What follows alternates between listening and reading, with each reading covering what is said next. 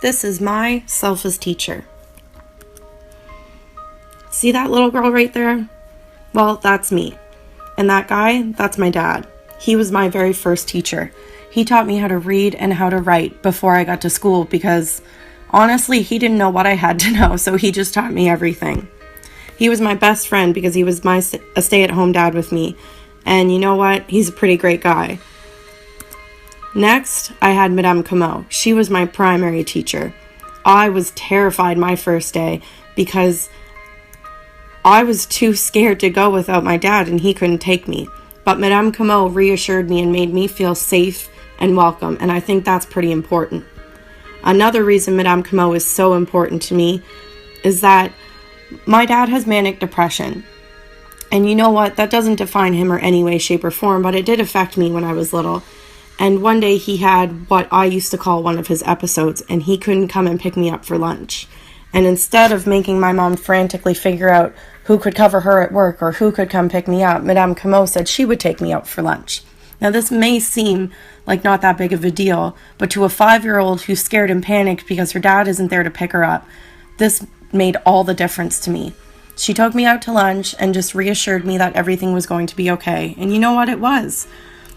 I think this is so important to who I am today. It showed me so much compassion, and it showed me that I really wanted to be like Madame Comeau. I ended up coming home and saying to my parents, I know what I want to be when I grow up. And they asked me what? And I said, a teacher. And that answer has never faltered since that day. Next, I had the DeWare sisters for grades 4, 5, and 6. These ladies are awesome. They taught French immersion, and they were just fantastic people. They went above and beyond. They were there every day early, every day late. They stayed in at lunch. They helped kids with anything they needed, whether it be personal or educational.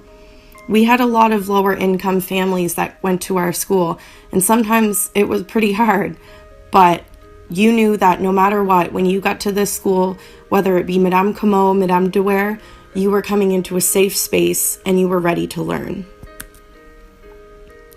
Next, one of my first teaching experiences was when I worked at a summer day camp in the city.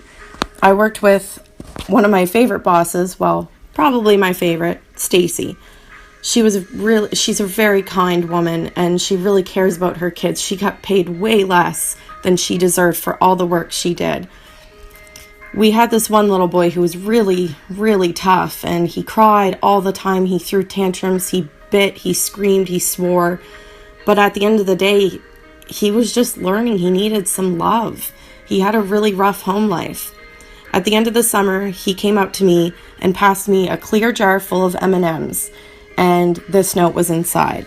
It says, green is for the inspiration you give me each day. Blue is for your patience in showing me the way. Orange is for your warmth and caring style. Yellow is for the way you always make me smile. Red is for my life that you have touched this year.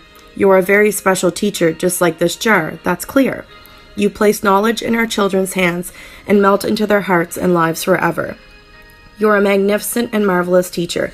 Thank you for being my M&M. This was one of the stepping stones in my life that made it really clear that I was doing the right thing and I was going for the right career. Lastly, what does all of this mean? Well, this just means I've been planning to be a teacher my whole life without really knowing it sometimes. My dad gave me this necklace as a gift in my first year of university with this note. He said, I'm so proud of you and love you so much. One day you will be a teacher and be given many apples from your students. Perhaps you can wear this on your first day and remember me, your first student. For you have taught me so much. Compassion, tenderness, kindness, and most of all that I have worth.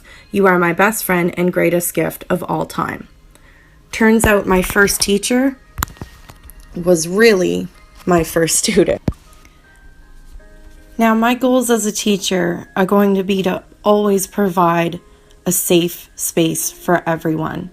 No matter where they're coming from, where they're going, I want my students to feel safe and included. I'm going to try to listen to all of them, no matter how big or small their problem may seem. And I want them to always realize that they can do it if they put their mind to it. You can do whatever you want to do as long as you're constantly working for it.